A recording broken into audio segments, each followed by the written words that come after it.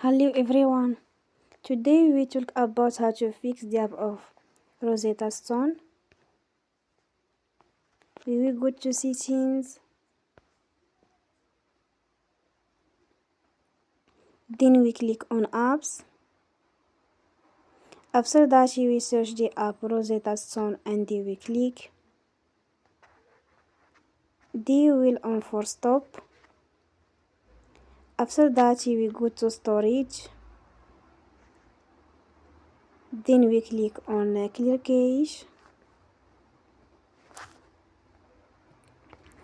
In the end, turn off your Wi-Fi and you will turn again. Don't forget to support us by like and subscribe. See you next time and thank you for watching.